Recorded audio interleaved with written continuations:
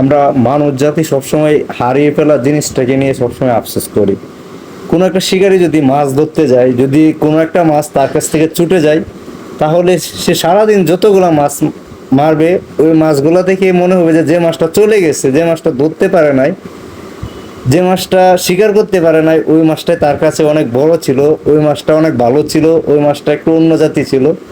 ঠিক প্রত্যেকটা জিনিসে আমাদের লাইফে এরকমভাবেই থাকে, যে জিনিসটা আমাদের কাছ থেকে চলে যায় ওই জিনিসটার জন্য আমরা নিজে কখনো ক্ষমা করতে পারি না, ওই জিনিসটার জন্য আমরা আফসোস করি, ভাবি যে ওই জিনিসটা না পেয়ে আমি খুব অসহায়, আমি দুনিয়ার কোনো কিছুই পাইনি, এরকম একটা আমাদের মধ্যে চিন্তা ভাবনা চলে আসে। আসলে সব থেকে বড় কথা হচ্ছে আমার একটা টিচার একটা কথা বলছিল যে সবসময় একটা জিনিস ভাববা, যে জিনিসটা চলে গেছে তোমার কাছ থেকে, এটা চলে যাওয়া তোমার কাছ থেকে উত্তম ছিল, চলে যাওয়াটা তোমার জীবনের জন্য ভালো ছিল, চলে যাওয়াটা তোমার সামনের দিকে এগিয়ে যাওয়ার জন্য ভালো ছিল। তো ওই লোকে মানে 1 কোটি টাকার মতো একটা লস খাওয়ার পরে যে জিনিসটা আমার বললো যে আমি 1 কোটি টাকা লস খাইছি, আমি 12-13 দিনের মতো মেন্টালিটি হারিয়ে ফেলছিলাম। কিন্তু এক সময় বুঝতে পারছি না, 1 কোটি টাকা আমার কাছ থেকে চলে যাওয়া মানে আমার আর 2 কোটি টাকা আসার মতো, আর স্বপ্ন দেখার মতো একটা মানে মন মানসিকতা তৈরি করতে হবে। তো ওই লোকটা আসলেই মন মানসিকতা তৈরি করে 2 কোটি টাকা ঠিক চ্যালেঞ্জ নিয়ে 2 কোটি টাকা ইনকাম করে ফেলে। তো উনি মানে আমাদেরকে একটা সাপোর্ট দিতে গিয়ে, একটা মোটিভেশন দিতে গিয়ে এই কথাটা বলবো আর কি।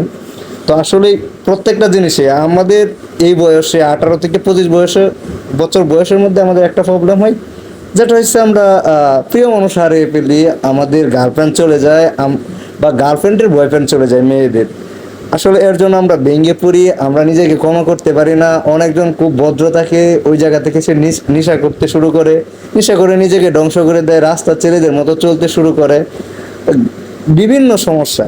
তো আসলে ব্রাদার অ্যান্ড সিস্টার, আমি যে জিনিসটা সবসময় এখন মাইন্ডে আনি ওই লোকের ওই কথাটার পরে, এর আগেও আমি আনতাম, বাট যখন একটা মানুষ 1 কোটি টাকা লস পেয়ে ছোট্ট একটা বিজনেসে সে টিকে থাকতে পারে এবং 2 কোটি টাকার স্বপ্ন দেখে সে 2 কোটি টাকা ইনকাম করতে পারে, তাহলে আমরা এই 4 দিনের রিলেশন, আমাকে আল্লাহ বানাইছে আমি ভালো কিছু করার জন্য, কোন একটা অবৈধ মানুষ, কোন একটা বাজে মানুষ আমার লাইফে আইসা আবার দ্বিতীয়বার চলে গেছে, ওর জন্য আমরা কেন আফসোস করব? কেন ওই মানুষটার জন্য আমরা বিভিন্ন জায়গা বন্দি করে রাখবো? শূন্যস্থান কখনো অপূর্ণ থাকে না। শূন্যস্থান দেখেন আপনি পরীক্ষার মধ্যে যদি সব থেকে গাধা স্টুডেন্টরা, সব থেকে বাজে স্টুডেন্টরা কোনো একটা শূন্যস্থান পূরণ করতে বলে, ও ভুল একটা কোনো কিছু টেক্সট লেখি হলেও ওই শূন্যস্থানটা পূরণ করবে।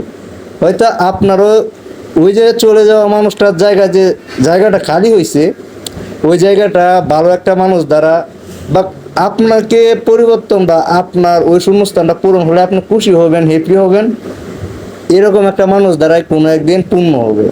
তো ধৈর্য হারাবেন না, কারো জন্য নিজেকে আঘাত করবেন না, কারো জন্য আপনার এই মাসুম চেহারাটাকে নষ্ট করবেন না, ঠিক আছে?